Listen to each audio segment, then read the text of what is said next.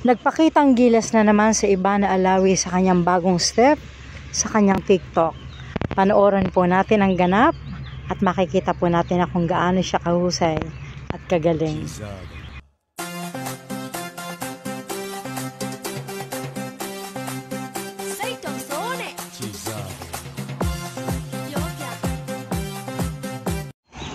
Nakakatuwa po si Ivana Alawi as Bubble sa Batang Quiapo.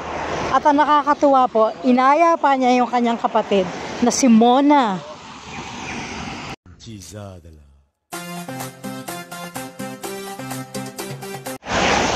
Cute, gumalaw at graceful si Ivana Alawi. Kaya ginagigiliwan po siya ng mga netizen.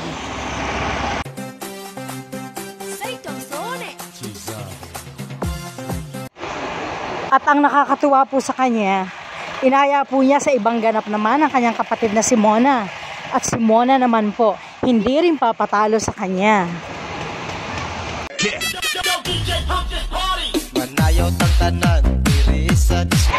Sobrang cute po talaga na magkapatid at ang banding po talaga nilang dalawa, hindi po talaga masusukat ng kahit sino.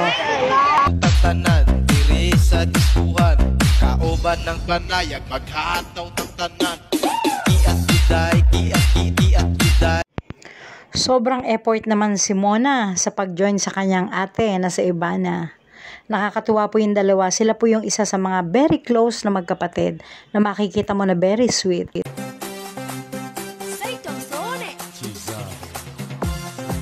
Sige lang. Sige lang. Nakakatuwa po talaga ito sa Ivana. Very sweet po talaga sila magkapatid ni Mona. Isa po si Mona sa napaka-close sa kanyang ate Ivana. And also yung kanila pong kapatid na lalaki. Very close po talaga sila. Ivana, she is so lovely woman. Very, very kind sa kanyang family.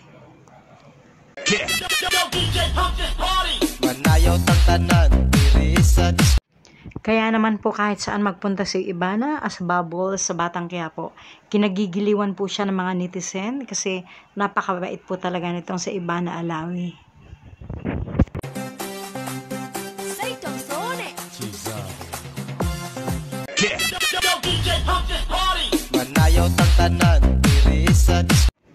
Sobrang blessed po si Mona. Yan po ang palaging sinasabi ni Mona sa mga interview sa kanya kasi napakabait po talaga na Ivana Alawi.